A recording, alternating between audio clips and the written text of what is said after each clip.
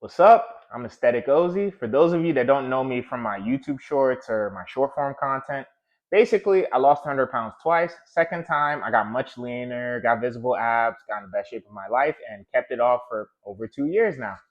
And today, I wanted to talk about basically like my food approach for both losing fat and staying lean. And the way I would frame it is simply this: eat for purpose, not perfection, right?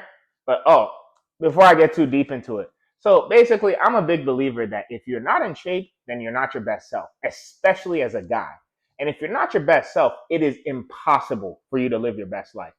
So, if you want to work with me one on one to unlock your best self and your best life, links in the description is also going to be in my channel bio, or you could just comment or DM me the word lean on Instagram or TikTok, and we'll set up a free consultation call to see if you're a good fit for my fitness coaching. But yeah, basically, eat for purpose, not perfection. So here's what I mean. A lot of people will try to look for this magic bullet nutrition wise. Oh, should I do keto? Oh, should I do juice cleanse? Right? And really, the most important thing when you're trying to lose fat nutrition wise, high protein calorie deficit.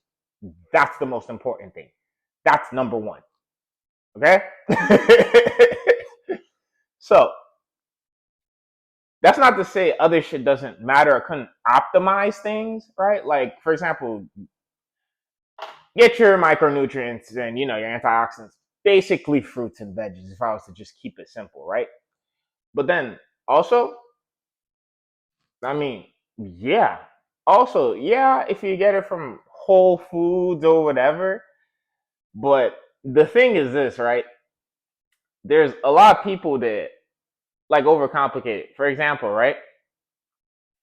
You don't have to only eat stuff that is like, oh, you can only eat, for example, just for the sake of the example, right?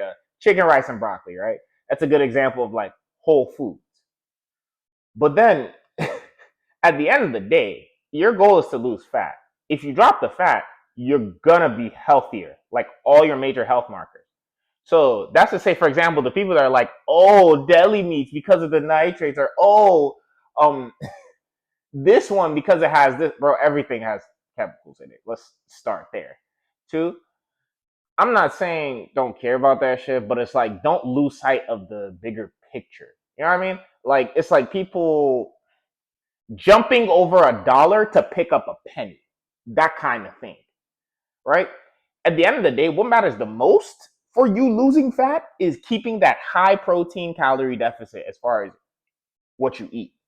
And whatever you can eat that'll allow you to do that, obviously, yes, getting your fiber or whatever, doing these things are all what will allow you to stay full easier on fewer calories and make it easier for you to keep that calorie deficit, not just on day one, but on day 100, on day 1,000, depending on what your goal is. But you get the idea that I'm going for.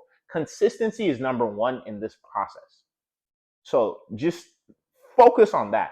Like, if you're not sure where to start as far as what meals to make or low calorie, high protein ideas, just look at my YouTube shorts. If you're watching me on YouTube, chances are if you found my page, you probably found me from either my low calorie, high protein recipes or from my transformation or some combination of those things, right?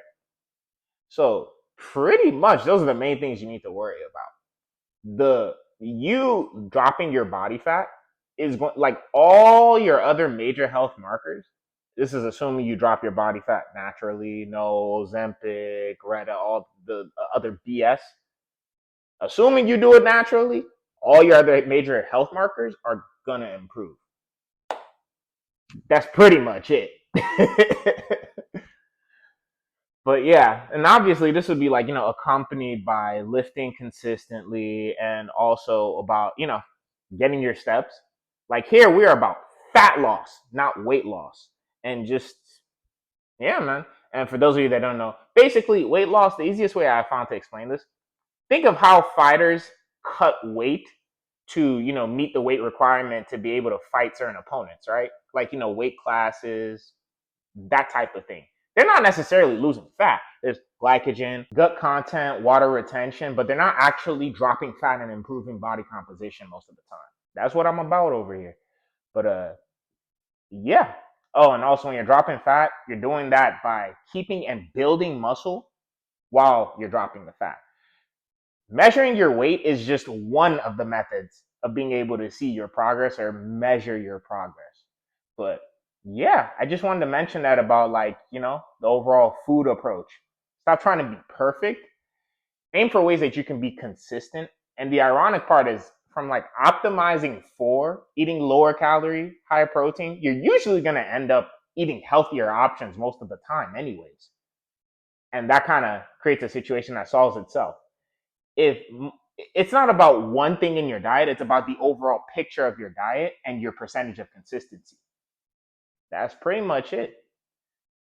I probably mentioned it before, but if I didn't, if you're not sure where to start as far as like low calorie, high protein options that actually, taste good and is much easier to be consistent with and will keep you full and help you build muscle, just look at my YouTube shorts. But yeah, that's it. Have a nice day.